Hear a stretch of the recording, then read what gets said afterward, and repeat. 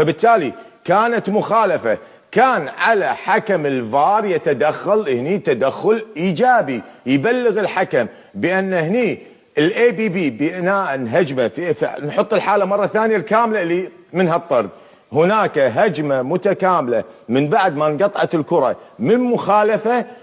لمستين راحت للمهاجم الذي كان في فرصة محققة لتسجيل هدف. شوف على طول انقطعت، ركلة تمريرة واحدة، وبالتالي هني كان على حكم الفي ار يتدخل تدخل ايجابي بان هناك مخالفة قبل ان تكون فرصة محققة لتسجيل هدف، ولكن للاسف الفار ما تدخل اي تدخل ايجابي. الفار شوف ما لمس الكرة ابو خالد نهائيا، ودف وركل بشكل واضح، والكرة وين؟ انفقدت، راحت للاعب كاظمة مررها لزميله، وبالتالي هناك